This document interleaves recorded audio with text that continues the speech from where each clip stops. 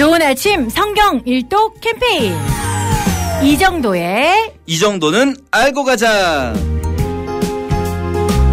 자, 오늘은 역대상 3장부터 들어갑니다. 예, 어제 역대상 3장인데 계속 명단인가요? 예, 족보. 아마 어제 1, 2장을 읽으면서 조금 당황하셨을 힘들었습니다. 수 있어요. 그렇죠? 예. 당황하시면서 이게 언제까지 갈까? 보통 이제 족보 나오면 네. 우리가 마태복음 읽다가 막 1장부터 족보 나오면 좀 시험 들지만 네. 시험 들쯤 했을 때 끝나거든요. 그럼요. 족보가. 너무 그렇죠? 길더라고요. 그런데 네. 역대는 조금 많이 길어요. 끝나지 않아요. 네. 예, 왜냐하면 왜 그런지 일단 설명을 드릴게요. 네. 역대기라는 책을 오늘은 좀 설명을 드릴게요. 네. 역대기는요. 끝을 보면 이게 언제쯤 쓰인 건지 알 수가 있는데 열왕기까지의 스토리가 이스라엘 백성이 포로로 잡혀가는 데서 열왕기가 끝났어요. 네. 그렇죠? 그때 에빌무로닥 때 잡혀갔던 여호야긴 왕이 풀려나면서 열왕기가 끝난단 말이죠. 네. 열왕기 이전에 있었던 책들은요. 다 열왕기하고 이어져요. 그러니까 사무엘 상이 끝나면 사무엘 하가 바로 시작하고 사무엘 하가 끝나면 열왕기 상이 바로 시작하고 네. 이런 식으로 쭉 여호수아에서부터 신명기에서부터 이어진다고 볼 수 있어요. 시대적으로? 그렇죠. 시대가 쭉 이어지는 거예요. 예. 여태까지. 신명기가 끝날 때 모세가 죽죠. 여호수아 1장이 여호수아가 모세의 죽음 이후에 세워지면서 시작되고요. 네. 여호수아 마지막이 사사기 1장과 겹치고 사사기 마지막이 사무엘 상과 겹치고 네. 이렇게 쭉 이어지는 건데요. 그렇게 열왕기까지 왔단 말이죠.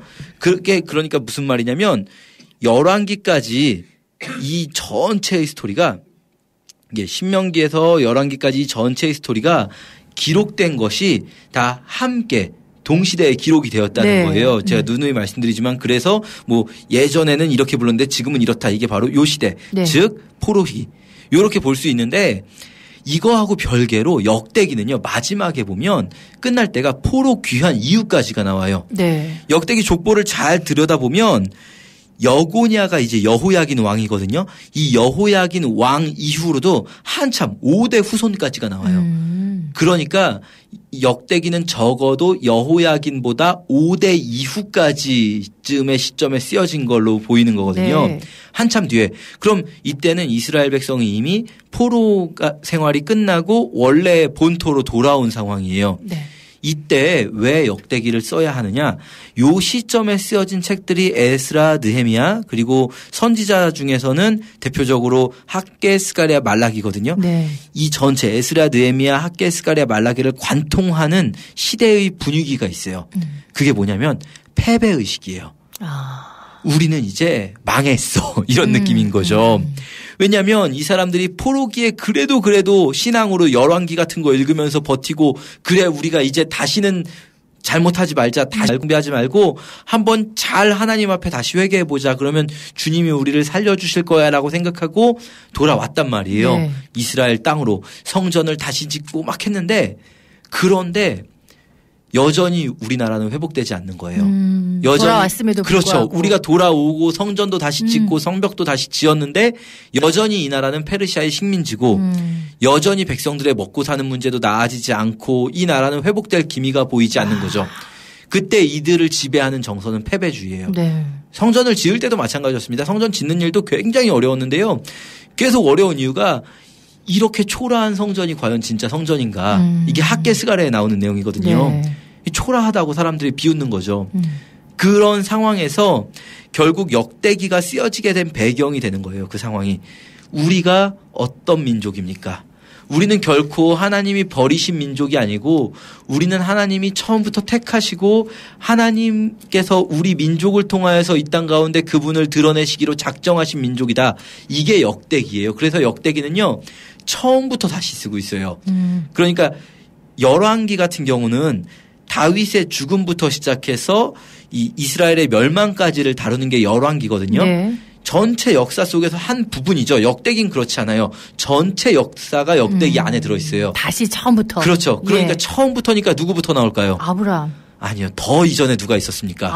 아담부터 나와요. 거기서부터. 네. 그렇죠. 역대기는요. 아담부터 시작해서 지금 역대기가 쓰여지는 시점에 있는 인물들까지 나오는 네. 거예요. 스룹바벨의 4대 손까지 나오거든요. 네.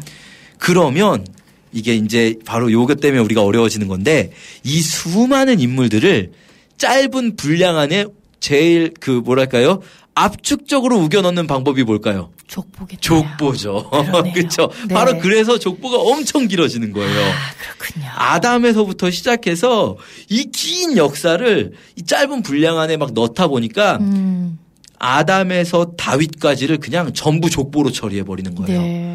그리고 실제로 역대상에서 나오는 인물은 다윗이에요. 다윗을 이야기하기 전까지 나머지 인물들을 다 넣고는 싶고 그리고 이 이야기를 우리가 알아야는 겠고 한데 지면은 제한돼 있고 네. 그러니까 족보로 너무 힘들죠. 이제 우리가 읽기가 족보가 끝없이 펼쳐지고요. 그리고 네. 또 족보가 읽기 어려운 이유가 하나가 뭐 있냐면요. 발음이 많이 바뀌었어요. 우리가 알고 있는 그렇죠. 그동안 그 신명기에서부터 열왕기까지 네. 나오는 이름들하고 동일 인물인데도 발음이 조금씩 다른 사람들이 등장해요. 예. 이것 때문에 더 헷갈리고요. 그리고 더 어려운 건 뭐가 있냐면 사실은 이 사람은 우리가 아는 사람인데 싶지만 동명이인이 굉장히 많아요. 동명 3인, 동명 5인 막 이렇습니다. 이름이 같은 사람이 굉장히 많아서 저희가 읽기가 굉장히 힘들어요. 그런데 이제 역대기는 왜 이렇게 그럼 불친절하게 막 써놨냐? 이스라엘 사람들은 아는 거예요. 이스라엘 사람들에게는 자신들의 직접적인 조상들이거든요. 네. 자신들의 조상을 기억하라는 거예요. 이 사람들이 이렇게, 이 사람들이 이렇게 하나님께서 택하신 이 족보가 끊어지지 않고 도도하게 이어져 왔다. 그러니까 이스라엘 사람들이 이 시점에서 가지고 있는 심정은 뭐냐면 하나님이 한때 우리를 택하셨을지도 모르지만 지금 우리는 버려졌다 이거거든요.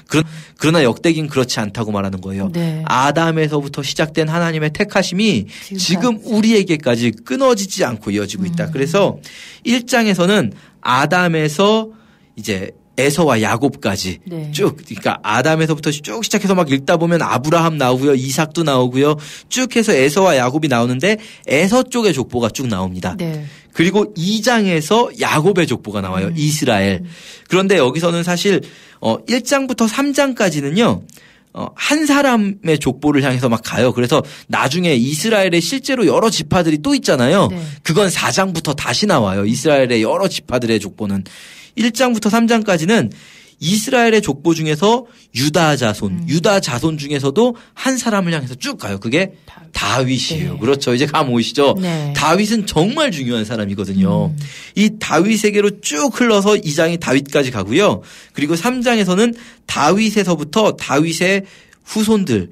그런데 이거는 우리가 기억할 수 있어요. 11개 읽은 지 얼마 안 됐잖아요. 우리가 그렇죠. 왕들의 계보예요. 네, 다윗의 후손은 왕들의 계보가 쭉 가는데 네. 11기에서는 여호야김 왕의 아들 여호야긴까지 가거든요. 네. 물론 그 삼촌 시드기야가 그 뒤에 나오긴 하지만 그 사람은 촌수는 위에 있고요. 그리고 여호야긴이 감옥에서 풀려났다 하면서 끝나는데 여기는 여호야긴이 여고냐라고 나옵니다. 이름 발음이 바뀌어요. 정말 예. 어렵죠. 여고냐. 그런데 여고냐의 뒤를 이어서 수룹바벨이 누구냐면 포로 귀환할 때의 총독이거든요. 포로 귀환을 이끈 사람이에요. 그런데 거기서도 끝나지도 않고요. 수룹바벨의 4대손까지가 나와요. 그러니까 역대기는 적어도 포로 귀환 이후 한참 후에 쓰여진 책이에요. 이해되시죠? 네네. 그러니까 우리 민족이 어떤 민족인지 보여주고 싶어서 족보를 길게 말하는데 문제는 지금 읽는 우리는 그걸 봐도 무슨 족보인지 도대체 감이 안 오는 네. 상황이 오는 건데 오늘 3장부터죠. 3장부터 7장까지 읽을 때 조금 이해가 안 되시더라도 7장까지 끝까지 족보인가요? 다 족보예요. 9장까지가 족보입니다. 그렇군요. 정말 슬프죠? 네. 예. 지금부터 다시 시작하려고 하셨던 분 조금 예, 어려우시겠지만. 그런데 오늘만 지나면 네. 예, 오늘만 지나면 내일 이제 8장 9장 지나면 족보 끝나고요. 네. 이제부터 우리가 아는 이야기 네. 읽을 수 있는 이야기 시작된다 생각하시면 되고 또 족보도 읽으시면서 네. 그래도 저희가 지금까지 쭉 읽어왔잖아요. 지금까지 쭉 잘 읽으셨다면 이 족보 중간중간에 이 사람 하는 게 보이거든요. 네. 그리고 또 이 족보에 뭐가 나오냐면요. 이 족보에는요. 사람 이름들만 나오는 게 아니라 사람 이름인데 우리가 이건 지명으로 알고 있었는데 이 지역 이름 혹은 도시 이름으로 알고 있었는데 알고 보니 사람 이름이었다 싶은 거는 어쩌면 지명과 사람 이름이 그냥 우연히 같은 이름일 수도 있고요. 우리도 뭐 제 친구 중에 수원이라고 있는데 네. 예, 수원이라는 지명이 있지 않습니까? 네. 그럴 수도 있고 또 어떤 면에서는 이 지명 자체가 이 사람이 그 지역에 살면서 이름이 붙었다라고 볼 수도 있어요. 그래서 네. 자손들에게 알려주는 거죠. 우리 조상 중에 바로 우리가 지금 대전이라고 부르는 이 이름이 우리 조상 중에 대전 씨가 있었다. 우리 김대전 씨가 있었다. 뭐 우리나라는 아니지만요. 네. 뭐 그렇게 말하고 있는 것이기도 합니다. 어쨌든 이제 3장부터 보면 3장에서 다윗의 족보, 그리고 4장에서부터 다시 이제 1장에서 3장까지 쭉 다윗을 향해 왔다면 네. 4장부터는 이스라엘의 12지파 족보가 나옵니다. 4장부터 그래서 4장에서는 먼저 남쪽에 있는 지파들, 실제로 이제 사는 곳을 중심으로 하는 거예요. 네. 남쪽에 유다 지파와 시므온 지파가 살고 있거든요. 그래서 유다와 시므온의 족보, 5장에서는 동쪽에 살고 있는 지파들, 요단강 동쪽에 루벤 지파와 갓 지파 그리고 므낫세 반 지파 살고 있습니다. 그게 나오고요. 6장에서는 전국에 흩어져 살고 있는 사람들이 있어요. 레위 지파. 레위 지파의 족보 쭉 나오는데 우리가 이제 또 레위 지파 족보 같은 경우도 저희도 나름대로 열심히 공부했었다면 네. 기억나실 수 있어요. 레위의 아들이 3명인데 고핫과 게르손과 무라리. 네. 그렇죠. 여기서는 이제 발음이 또 조금 바뀌어서 그핫이라고 나와요. 우리가 배울 땐 고핫이었는데. 네. 예, 굉장히 좀 우리를 힘들게 하는데 어쨌든 이렇게 쭉 그 지파들 나오면서 이들 중에서 또 찬송하는 일을 맡은 가문들, 네. 가문의 족보, 그리고 장막의 일을 맡은 가문의 족보, 그리고 또 분향과 제사하는 일을 맡은 가문의 족보가 쭉 나오고요. 네. 그리고 또 이제 이 레위 자손들이 어떻게 흩어져서 살게 되는가, 전국적으로 12지파가 사는 곳에 이런 지역들이 나옵니다.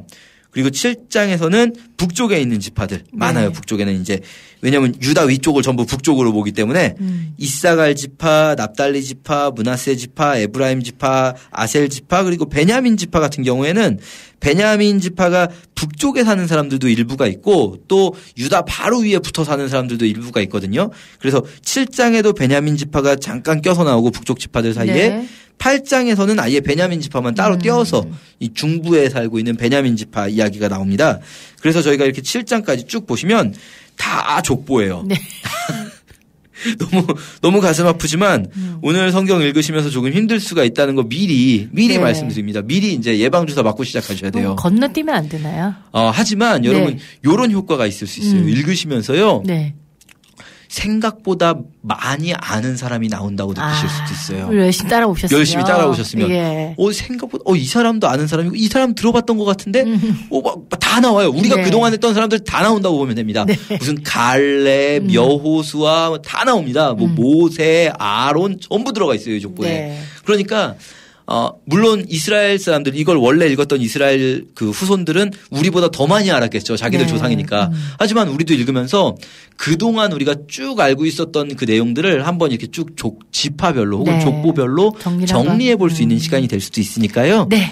또 너무 다 이해하려고 애쓰지 마시고 그냥 한번 쭉 읽으면서 마음속으로 한 번씩 정리해 가면 좋겠다 생각됩니다. 네. 자, 오늘 역대상 3장부터 7장까지죠. 7장까지. 예. 산수가 안 돼요. 네, 3장부터 7장까지 읽으시고 읽었어요. 출석 체크 남겨주시기 바랍니다. 오래간만에 다가온 우리 위기입니다. 예, 그동안 좀 편하게 왔는데 네. 조금 위기 왔습니다. 가끔 이런 거 있어줘야 또 재미가 그럼요. 있습니다. 예, 열심히 읽으시고요. 또 출석 체크 남겨주십시오. 선생님과 저는 여기서 인사드릴게요. 고맙습니다. 감사합니다.